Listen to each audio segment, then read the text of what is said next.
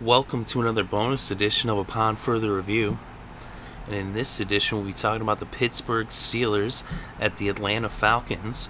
And you can catch this Week 15 matchup on December 14th at 1 p.m. Eastern Time on your local CBS affiliates. And so right here we have some Madden gameplay going on while I do the Upon Further Review. And what I do is I play the game out in Madden, and then while I'm playing it out, I edit out the highlights and then present them to you while I'm doing the Upon Further Review show, while I go over the numbers, basically the schedule so far for both these two teams and their statistics as well. So for this game, I'm picking the Falcons, and that's who I'm playing as against the Steelers. And I know a lot of people might be saying, oh, you're picking the Falcons, what are you, crazy? Well, I'll explain why here as we go over the numbers. And the Steelers are 8-5 coming into this game, and the Falcons are 5-8. Of course, the Steelers are right there in the mix. They're half a game out of first place in the AFC North, right behind the Cincinnati Bengals, and they beat them last week, and that really is what put them in that position. And the Falcons, they're actually tied for first place with the New Orleans Saints in the NFC South. So the Steelers start off against their division rivals in the AFC North, the Cleveland Browns. That was back in Week 1. That was in Pittsburgh.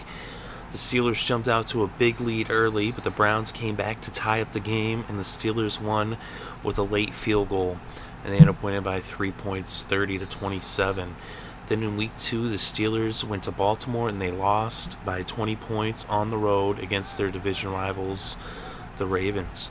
In Week 3, they went to Carolina. They picked up a W on the road. They ended up winning that one by 18 points, 37-19. Roethlisberger, that was one of his actually worst games of the year, although they did win, and that was in large part due to Le'Veon Bell, who is definitely the MVP for the Steelers. Although a lot of people might say it's Roethlisberger, but it's really Le'Veon Bell. In Week 4, the final game for September for the Steelers, it was back in Pittsburgh against Tampa Bay, and the Buccaneers went into Pittsburgh, and they beat them. So in Pittsburgh, the Steelers lost to the Buccaneers by just 3 points. I believe it was Mike Evans got a touchdown late. He had a big game. I know that Mike Evans was tearing up in that one. In Week 5, the Steelers went on the road. They went to Jacksonville, and they won that game. That was their second road victory. But in Week 6, they went to Cleveland, and it was the rematch against the Browns, and they lost by 3 touchdowns, 21 points, 31-10. So in Pittsburgh, they beat the Browns by 3. They almost ended up losing that game to the Browns, except for that game-winning field goal. But in Week 6, on the road, they lost to Cleveland. But then they started a 3-game winning streak where they played their best stretch of football, and that was against the Houston Texans on Monday Night Football. They started things off with a win. It was in Pittsburgh, 3 home games. So against the Texans, then they ended up going against the Colts in the game where Roethlisberger threw 6 touchdowns, and they beat the Colts 51-34. After, the Ravens, they only beat them by, or the Texans, they beat them by 7 points. Then they ended up beating the crap out of the Colts. And at the time, too, when the Colts are, even myself, everyone else, we were talking about, oh, the Colts, they're the team. And they were looking like the team until they got beat up by the Steelers, and that exposed their defense. And then in Week 9, Roethlisberger made history. It's for the second week in a row he threw 6 touchdowns, this time against the Ravens, a division rival in their rematch, and they ended up winning. They lost earlier in the season against the Ravens in Baltimore in Week 2, but in Week 9 in Pittsburgh, in the rematch against the Ravens, they ended up winning that game by 20 points, as Roethlisberger throws another 6 touchdowns, 12 touchdowns in 2 weeks, and that made history. But then in Week 10, they went on the road to New York, and they lost to the Jets by 7 points. And Le'Veon Bell got shut down in that game. Roethlisberger had a pretty good game, actually, but Bell got shut down. The Jets' defense stuffed them. And then in Week 11, Monday Night Football, the Steelers got back in the win column. They beat the Titans on the road in Tennessee, but it was just a 3-point victory and that was all Le'Veon Bell. He had 204 yards rushing in that game, just 3 less yards than Roethlisberger had passing. So Roethlisberger had 207 yards through the air. Bell had 204 just on the ground. He had more yards total combined than Roethlisberger had passing. Doesn't happen too often that a running back will have more yards than a quarterback. And then that game right there, it's a tight game on the road. They almost lost, but they did pull off the victory, and that's what matters, is winning. They had their bye week in week 12. Then in week 13, they ended up hosting the Saints, and the Saints came in there and they beat them up. And they beat them pretty bad. The final score was just 35-32, but that was because the Steelers scored 2 late touchdowns, and they went for extra points, the 2-point conversions, and they made it look like a close game when it really wasn't. The Saints really just dominated them. And then in week 14, though, they went to Cincinnati, and they got their biggest road victory of the year in Cincinnati against their division rival with first place on the line. They ended up beating Cincinnati 42-21 by 3 touchdowns, 21 points to bring them within a half a game of first place. So they're right there with them. If Cincinnati won that game, they'd be up a game and a half, and they pretty much would have had the division just about. I mean, it still ain't over. But that right there, that win for the Steelers over the Bengals. They do still play again in week 17. That is in Pittsburgh. But first they got to play this game against the Falcons. They also have a game against Kansas City. This is their final road game of the year right here, and it's coming off of that road victory. That's why I think the Steelers are kind of ripe for the picking. If you actually look at their road games this season, they're actually so we'll see. Well, let's go with the Falcons. So let's look at their numbers. The Falcons start off in week 1 with a victory against the Saints, which was a big victory for them. That was in Atlanta in overtime. They ended up beating them by a field goal. Then Matt Bryant. And in week 2, they ended up going to Cincinnati against the Bengals, and they lost by 14 points. Then in week 3, they hosted the Buccaneers. That was on Thursday Night Football. Devin Hester made history as he passed Deion Sanders for the all-time special team return touchdowns on that list. And they just beat the crap out of the Buccaneers, 56-14. But that right there was the last win they had for a while, because they went on a 5-game losing streak. They played 3 out of those 5 games on the road.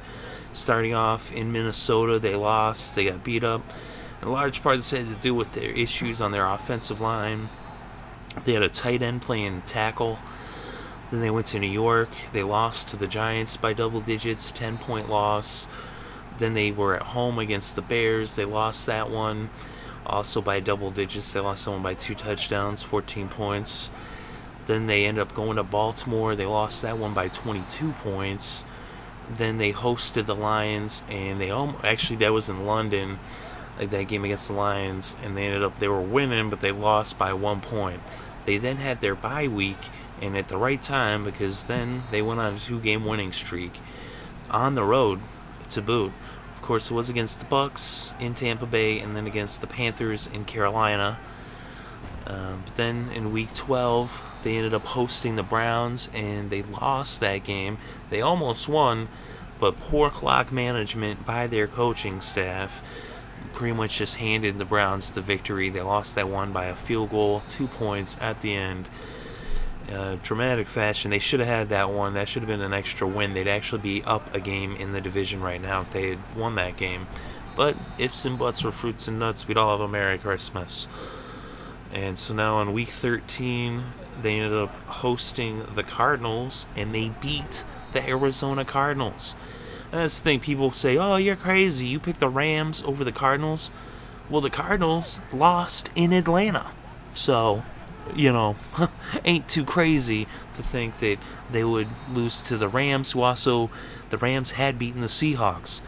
Of course, that's not this game, but the Falcons, as we see, they beat the Cardinals in Atlanta. So they could be, a good team. They have done it already in Atlanta, in the Georgia Dome, and they're playing better.